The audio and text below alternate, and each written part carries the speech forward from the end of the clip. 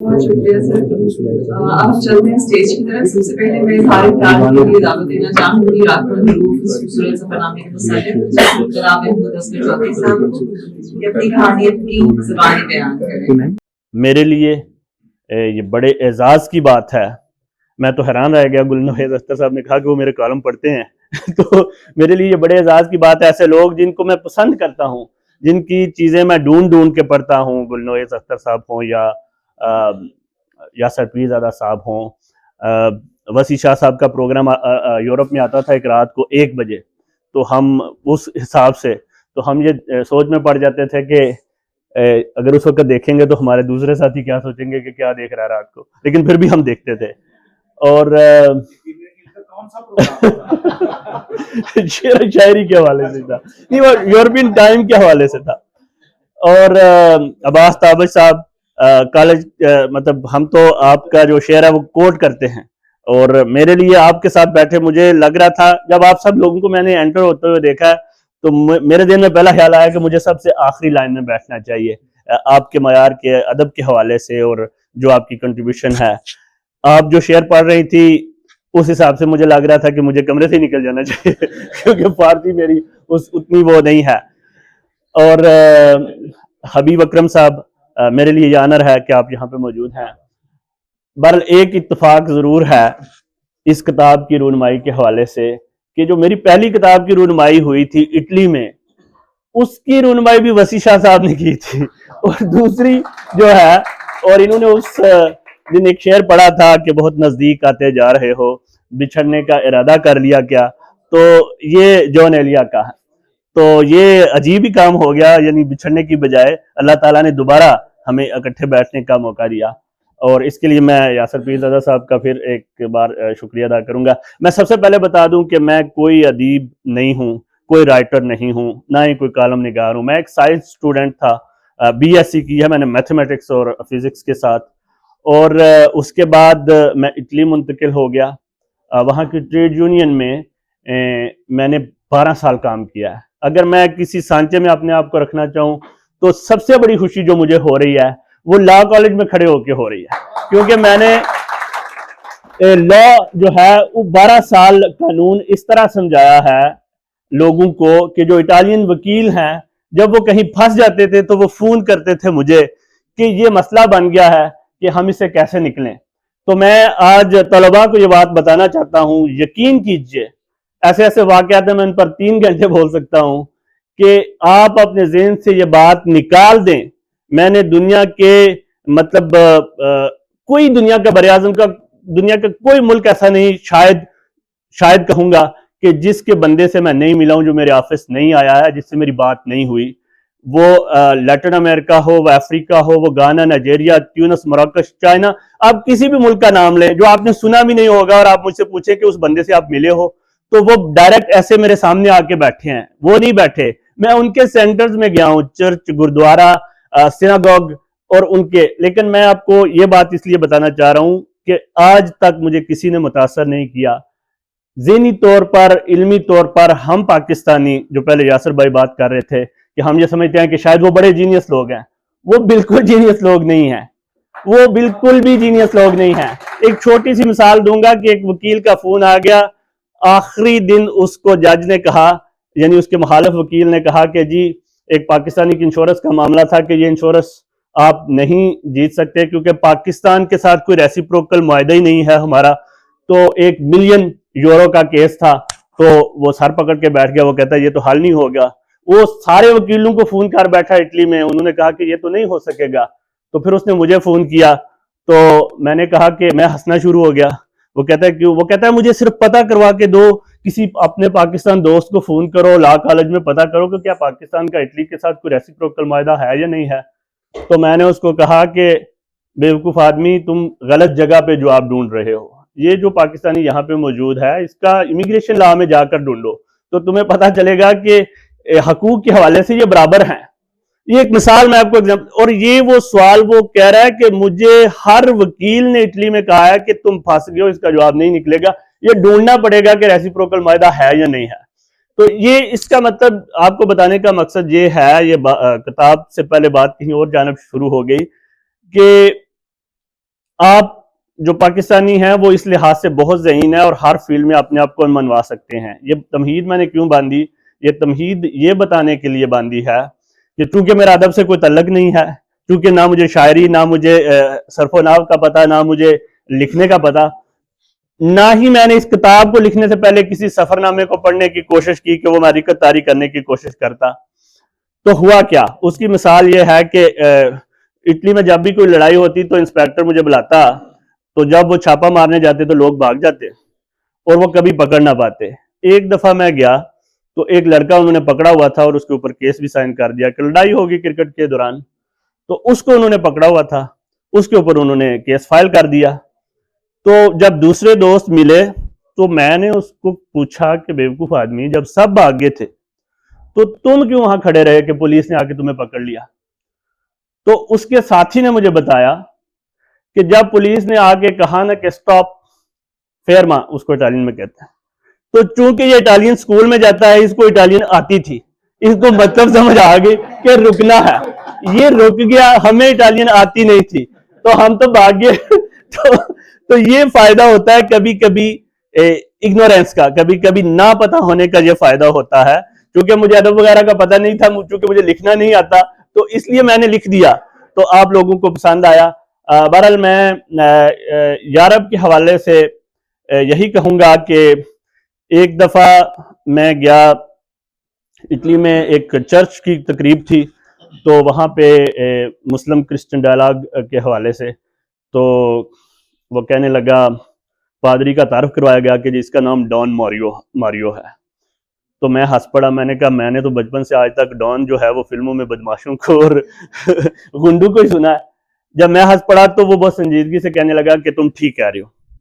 Dawn کا لفظ جو ہے وہ شروع میں قبائل کے سردار کے لیے بھی استعمال ہوتا تھا اور پادریوں کے لیے تو ہوتا ہی ہے ہمیشہ، لیکن جب یہ لفظ مافیا ڈان نے استعمال کرنا شروع کیا، وہ بھی قبائل ہی تھے ظاہر سسلی میں، تو اس کے بعد یہ لفظ جو ہے وہ بدنام ہو گیا اور اب یہ اس مینو میں آتا ہے.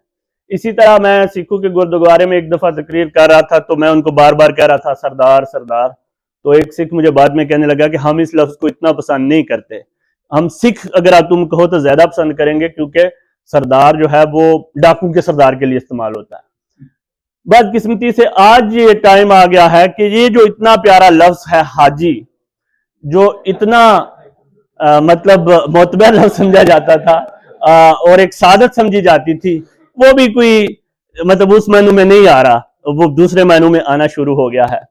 اور اس کتاب میں جو واقعات میرے ساتھ ہوئے، میں سمجھتا ہوں میں نے اس کو ڈیفینڈ کرنے کی کوشش نہیں کی، لیکن میں سمجھتا ہوں کہ اگر وہ واقعات میرے ساتھ نہ ہوتے تو میں اپنے کھوئے ہوئے خدا کو نہ پا سکتا.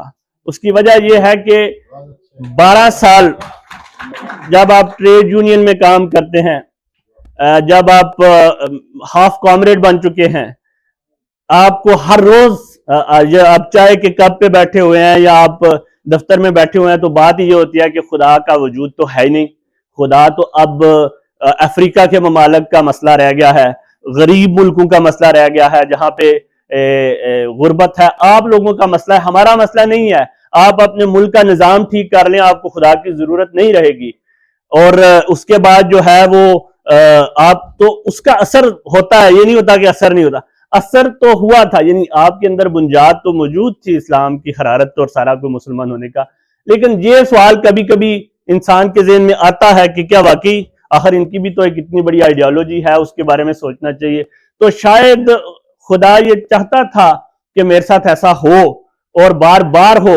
اور جب آپ اس کتاب کو پڑھیں گے تو آپ کو پتہ چلے گا کہ مکہ میں مسجد الحرام کے سامنے کھڑے ہو کے وہ مجھے مینار نظر آ رہے ہیں، لوگ احرام باندھے ہوئے اس کے اندر داخل ہوتے نظر آ رہے ہیں، لیکن اس وقت بھی مجھے یہ یقین نہیں تھا کہ یہ مجھے وہ جو کلائی بند ہے ریسٹ بینڈ وہ مجھے دیں گے. مجھے نہیں تھا یقین، مجھے لگتا تھا کہ ابھی بھی وہ مجھے کہیں گے کہ بھائی تم آ کیسے گئے یہاں پہ، کیونکہ اس کے فراڈ کے بعد میں خود وہاں پہ پہنچ رہا تھا. اس پر آلریڈی ابھی 2-4 کالم چھپے، کچھ کالموں کا بار بار تذکرہ ہو رہا ہے. لوگ پیجز ڈھونڈ رہے تھے کہ وہ نظر نہیں آ رہے، وہ ہیں اس میں، لیکن ان کی ترتیب چینج ہو گئی. ترتیب چینج اس لیے ہوئی کہ جب میں نے کالج کے زمانے میں پڑھنا شروع کیا تو ہمارے زمانے میں بڑا مذہب کو اتنا مذہب پڑھایا جاتا تھا کہ ہمارا میتھمیٹکس کا جو پروفیسر صاحب تھے وہ 30 منٹ پڑھاتے تھے میتھمیٹکس، اور آخری 15 منٹ وہ جو واقعات سنانا شروع کر دیتے اسلامی. ہم بھی بڑے خوش ہوتے تھے. پھر اس کے بعد جب اردو کے پروفیسر صاحب تھے وہ بھی، جب انگلش کے پروفیسر صاحب وہ باقاعدہ مثال دیتے تھے کہ ڈیموکریسی جو ہے وہ غیر ملکی ان کی ہے اور اس کی کوئی ضرورت نہیں ہے. حجاج بن یوسف کو بڑا گلیمرائز کرتے تھے کہ اس طرح کا آ جائے نا تو سب کو سیدھا کر دے، ٹھیک ہو جائیں پھر سارے. یہ ٹھیک نہیں ہو رہے، اس کی کوئی حجاج بن یوسف جیسا نہیں آ رہا جب خون کی ندیاں بہائی جائیں گی. وہاں پہ ایک ہمارے پروفیسر صاحب اردو کے تھے ایف ایس سی میں، بڑے اچھے تھے، بہت زبردست، بڑے لائق تھے. لیکن ایک دن انہوں نے پڑھاتے ہوئے کہا کہ سعادت حسن منٹو جو ہے نا اس کے بارے میں ٹھیک ہے، اس نے بہت اچھا لکھا ہے، لیکن کویسچن یہ ہے کہ کیا اس کو صرف سوسائٹی میں گاندھی نظر آیا اور اس کو کچھ نظر نہیں آیا؟ تو وہ ان کی جو ایک بات تھی وہ مطلب میرے ذہن میں بیٹھ گئی. مجھے لگا کہ سعادت حسن منٹو تو شاید کوئی بہت ہی برا بندہ تھا تو اس کو نہیں پڑھنا چاہیے. تو میں نے کہا کہ اس کو نہیں پڑھنا. لیکن جب میں اٹلی پہنچا تو وہاں پہ میرے ایک دوست بنے ڈاکٹر ویتو سلیرنو، جو کہ اقبال فاؤنڈیشن یورپ کے صدر تھے، اور دنیا میں آج تک کسی کو اقبال کو اتنا زیادہ ٹرانسلیٹ کسی اور لینگویج میں نہیں کیا جتنا انہوں نے کیا ہے اٹالین لینگویج میں. تو اقبال جو ہے وہ سب سے زیادہ اٹالین لینگویج میں ٹرانسلیٹ ہوا ہے. اور مجھے جب وہ ای میل لکھتے تھے تو وہ اردو میں لکھتے تھے، پیارے دوست محمود. تو ایک دفعہ ان کا فون آیا تو مجھے کہنے لگے کام پڑ گیا، یہ تم نے کام کرنا ہے. مجھے ایک افسانہ نہیں مل رہا، میں جو ہے نا وہ ڈھونڈ رہا ہوں. تو بہت سے لوگوں کو کہا، میں نے کیا پوچھا کون سا ہے؟ وہ کہتے ہیں ٹیٹوال کا کتا. تو میں نے کہا کہ یہ کس کا ہے؟ کہنے لگے کہ یہ سعادت حسن منٹو کا ہے. تو میں نے کہا یہ آپ کو کیوں چاہیے؟ وہ کہتے ہیں میں سوچتا ہوں کہ اقبال کے بعد اگر پاکستان میں کسی پر کام کیا جا سکتا ہے تو وہ سعادت حسن منٹو پہ کیا جا سکتا ہے. تو میں ایک دم شاکنگ پوزیشن میں آ گیا. میں نے کہا یہ کیوں؟ مطلب انہوں نے کہا کہ اس پائے کا افسانہ نگار ہمارے ہاں بھی نہیں ہے. تو پھر اس کے بعد میرے ذہن کی کھڑکیاں کھلی. میں نے کہا نہیں، اس کو پڑھنا چاہیے. پھر جب میں نے اس کے یہ جملے پڑھے کہ گھریلو خاتون میرا موضوع نہیں ہے، میرا موضوع وہ خواتین ہیں جن کے اوپر بڑھاپا آ رہا ہے اور وہ پریشانی کے سائے جو ہیں وہ ان پر چھانا شروع ہو گئے ہیں، تو میں نے سوچا کہ کیا کمال کا جملہ ہے، کہ کیا سوچ ہے، کیا ویژن ہے. وہ چیزیں ڈھونڈنے کی کوشش کر رہے ہیں جو معاشرہ، جو دیگر لوگوں کی نظروں میں نہیں آ رہی. میں نے جب یہ کتاب لکھنا شروع کی تو obviously ایز اے مسلم میرا کام تھا کہ میں رقت امیزی بھی بیان کرتا، روحانیت بھی بیان کرتا، جو تاثرات ایک مسلمان کے ہوتے ہیں جب وہ چیزوں کو دیکھتا ہے تو اس وقت اس کے ذہن میں جو آتے ہیں تو وہ بیان کرتا. بڑی اچھی بات ہے. لیکن جو وہ میرے اندر کا ہاف کمیونسٹ، ہاف ملحد، ہاف ایتھیسٹ اور ہاف کامریڈ تھا، اس نے مجھے مجبور کیا کہ جو چیزیں میں دیکھوں، جو مجھے نظر آ رہی ہیں کہ غلط ہو رہی ہیں، میں ان پر لکھوں. تو اس لیے میں نے جب وہ آرٹیکل اس کے اندر لکھا یہ چوری حج والا، اور اس کے پہلے جو ہے وہ برطانیہ کی جو آفیشیل رپورٹ ہے، آپ ابھی گوگل کر کے جا کے دیکھ سکتے ہیں، لندن پولیس کی جو ہے وہ ویب سائٹ پر موجود ہے، کہ ہر سال 3% لوگ لازمی حج فراڈ کا شکار ہوتے ہیں. اور مجھے یہ لگا کہ شاید اللہ تعالیٰ نے مجھے اسی لیے ان 3% میں ڈالا کہ اگر میں نہ اس کا شکار ہوتا تو میں کبھی لکھ نہ سکتا کہ کس قسم کے فراڈ ہوتے ہیں، کس طرح لوگوں کی جو وعدہ ان سے کیا جاتا ہے وہ وہاں پہ نہیں ہوتا، ٹیکنیکل فراڈ کیا ہوتا ہے، قربانی کو کس طرح چھپایا جاتا ہے، ہوٹلوں کو کس طرح جو ہے وہ پرانی بلڈنگز کو لے کے ہوٹل بنایا جاتا ہے. تو یہ ساری چیزیں میری مجبوری بن گئی. لیکن اس کا نقصان یہ ہوا کہ بعض لوگوں کو میں نے تبصرے کے لیے بھیجا تو انہوں نے ضد پکڑ لی کہ یہ آرٹیکل بیچ میں نہیں ہونے چاہیے، کیونکہ حج کی کسی بھی کتاب میں اس طرح کی باتیں نہیں ہوتی. یہ اگر بیچ میں شامل رہے تو اس کا مطلب ہے کہ تم جو ہے وہ غلطی کر رہے ہو، لوگوں پر اچھا تاثر نہیں جائے گا. ایک روحانیت کا، ایک جگہ تم مدینے کا سفر اور میں نمدیدہ لکھ رہے ہو، ایک جگہ تم لکھ رہے ہو کہ خانہ کعبہ کی زیارت کے ٹائم آپ کے یہ احساسات ہونے چاہیے، ایک جگہ تم لکھ رہے ہو کہ حجر اسود کو اس طرح کرنا چاہیے، دوسری جانب تم بیچ میں اپنی جو ہے وہ اس کو بھی ڈالنے کی کوشش کر رہے ہو. لیکن میں نے کہا کہ نہیں، اس کو شامل میں ضرور رکھوں گا، چاہے اس میں کسی کو مزہ آئے، چاہے وہ کہتے ہیں یہ مزہ کرکرا کر دیتا ہے کتاب کا اینڈ ٹائم پہ نا، جو روحانیت کا سما بندہ ہوتا ہے نا اس میں سے بیچ میں یہ چیزیں آ جاتی ہیں. لیکن میں نے اس کو نہیں نکالا. اللہ کرے میری یہ کاوش جو ہے وہ آپ کو پسند آئے, جو مختلف قسم کا ویژن ہے, جو سوچنے کا انداز ہے, سوری, وہ آپ کو شاید اس حوالے سے پسند آ جائے. میں بہت شکریہ ادا کروں گا پبلشر ایکس پبلیکیشنز کے فاض صاحب کو. اس طرح کی ڈیزائننگ کر دیا کہ مجھے ڈر ہے کہ لوگ اس کو پڑھیں گے نہیں, چومنا شروع کر دیں گے. کیونکہ بہرحال آئی ہوپ کہ لوگوں کو پسند آئے. آخر میں یہی کہوں گا کہ اگر اس کی کسی ایک بھی لائن کو پڑھ کر آپ کے دل میں جو ہے وہ محبت جاگ پڑے مدینے کی یا مکہ کی, اور آپ کا یہ دل کر رہا ہے کہ ہمیں حج پہ جانا چاہیے, تو میں سمجھوں گا میری محنت وصول ہو گئی. اگر کوئی ایک بھی جملہ پڑھ کے برطانیہ میں کسی ایک شخص کو بھی اندازہ ہو گیا کہ اس کے ساتھ فراڈ ہو سکتا ہے, تو میں سمجھوں گا میری محنت وصول ہو گئی. اس سے زیادہ مجھے اس کتاب سے کچھ نہیں چاہیے. آپ لوگوں کا بہت شکریہ, آپ نے اتنی زبردست تقریب کا اہتمام کیا. میں بہت معذرت کرنا چاہوں گا لیٹ آنے کے حوالے سے. میں 1:30 بجے لاہور میں انٹر ہو چکا تھا, لیکن چونکہ میری ڈرائیونگ اور سارا کچھ اس طرح کا ہے کہ مجھے ویسے بھی لاہور کی سمجھ نہیں, میں وہ گوگل میپ پہ ڈھونڈ رہا تھا, تو پھر پہلے میں ادھر پہنچے ہم, اور وہاں سے لیٹ ہوتے یہاں تک پہنچے, تو میں اس کے لیے بہت معذرت چاہتا ہوں. اٹلی میں مجھے کہتے تھے کہ sei peggio di tedeschi, time کے حوالے سے وہ مجھے کہتے تھے کہ تم تو جرمن لوگوں سے بھی زیادہ گئے گزرے ہو, کہ مطلب میں ہمیشہ ٹائم پہ نہیں, ہمیشہ کوشش کرتا ہوں کہ ٹائم سے کچھ دیر پہلے آنے کی, لیکن آج میرا پہلا امتحان ہی میں اس میں فیل ہو گیا, تو آپ مجھے معاف کر دیں گے. بہت شکریہ.